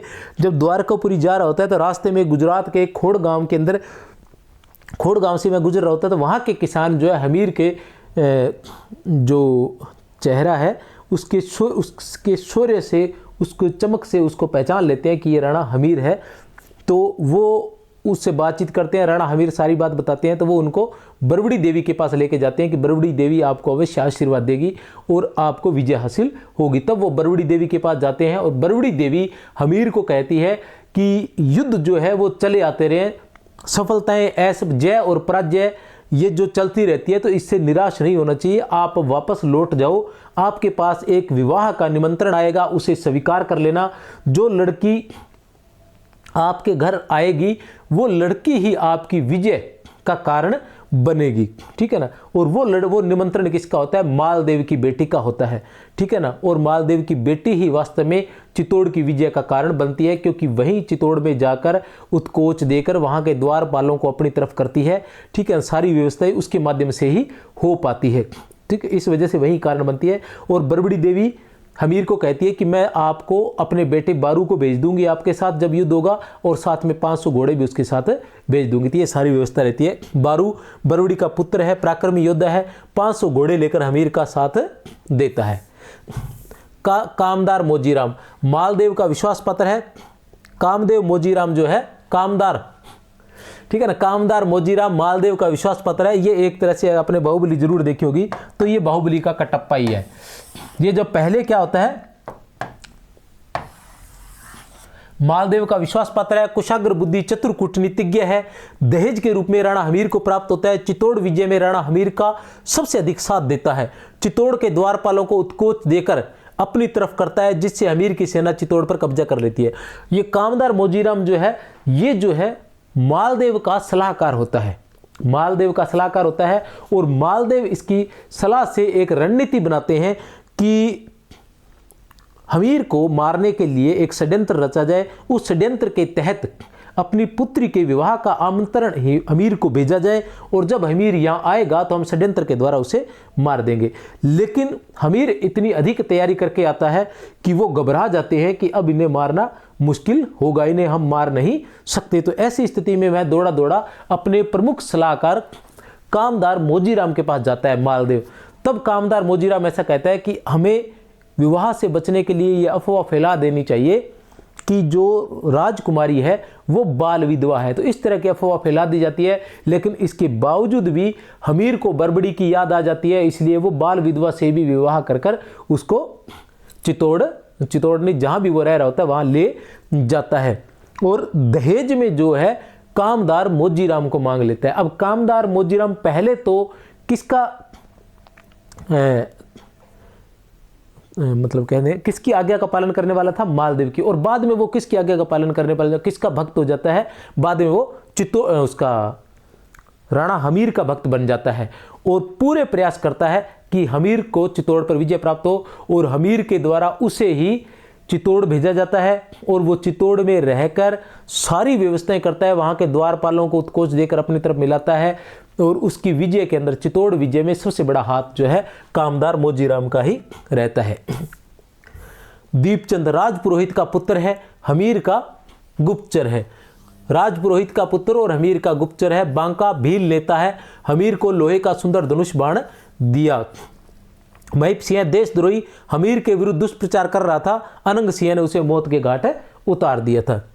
ऐसा इसमें लिखा गया है कि अनंग सिंह द्वारा हमीर को यह पहला तोहफा दिया जाता है कि उसके दुश्मन को मौत के घाट उतार दिया जाता है। महिप सिंह जो बहुत बड़ा योद्धा था और दुष्प्रचार कर रहा था कि राणा हमीर जो है वो चित्तौड़ का शासक नहीं हो सकता। ग्रामबाला अरि सिंह की पत्नी चंदानी राजपूत है, अतुल सौंदर्य की स्वामिनी है। ग्रामबाला जो किसकी है? अरि सिंह की पत्नी है और हमीर की माँ है। बरड़ी हमीर रानी की दासी, ये बरबड़ी नहीं है, ध्यान रखना। बरड़ी जो है हमीर रानी की दासी है। हमीर को कुंवर होने का संदेश देकर उपहार स्वरूप कंगन प्राप्त करती है। ठीक है ना, ये सारे छोटे मोटे बातें हैं। ठीक है, तो ये थे पात्र, लगभग 26 पात्र थे, कुछ एक दो और छोटे बड़े पात्र भी हो सकते हैं। तो मैंने अपनी तरफ से पूरा प्रयास किया है। और फिर भी इसके अलावा जो है जैसे बहुत से महत्वपूर्ण कथन है, इससे संबंधित जो है खून का टीका से बहुत से महत्वपूर्ण कथन है जिनके आने के चांसेस जो रहते हैं, तो वो सभी के सभी कथन मैंने क्वेश्चन आंसर में डाले हैं। तो क्वेश्चन आंसर जब हम करेंगे तो वो सारे के सारे कथन जो है किसका किससे क्या कथन और ये जो सारांश है ये भी एक बार फिर से आपको याद करवा दी जाएगा। तो आगे की जो क्लासें हैं वो सभी क्लासें जरूर देखें ताकि आपका एक नंबर भी कट न पाए, क्योंकि जो नंबर आप पक्के कर सकते हो वो तो अवश्य करें। मेरी तरफ से आप सभी को बहुत बहुत शुभकामनाएं। जय हिंद, जय भारत। और जाते जाते एक सूचना दे देता हूँ, अगर क्लास पसंद आई तो सब्सक्राइब अवश्य कर देना, लाइक भी कर देना, शेयर भी कर देना। और दूसरी बात यह है कि अपना जो है संकुल मार्गदर्शन का स्वयं का ऐप आ गया है जिसे प्ले स्टोर पर जाकर आप डाउनलोड कर सकते हैं, और इसकी जो पीडीएफ है वो आपको अपने प्ले स्टोर पर निःशुल्क प्राप्त होगी। सभी क्वेश्चन आंसर की 125 क्वेश्चन आंसर रहेंगे, उनकी पीडीएफ भी वहां मिलेगी, जस्ट वीडियो के बाद वहां आ जाएगी। अभी ये वीडियो देखोगे तो उसके बाद आप जाकर प्ले स्टोर से अपना ऐप डाउनलोड कर लेना और वहां पर ये जो है पीडीएफ आपको वहां प्राप्त हो जाएगी। उसके अंदर एक ऑप्शन, जैसे प्ले स्टोर से डाउनलोड करते हैं ऐप के अंदर नीचे अलग से एक ऑप्शन आता है जिसमें फ्री नोट्स रहते हैं, उस नोट्स के अंदर आपको ये चीज़ जो उपलब्ध होगी। आप सभी को मेरी तरफ से बहुत बहुत शुभकामनाएं। जय हिंद, जय भारत।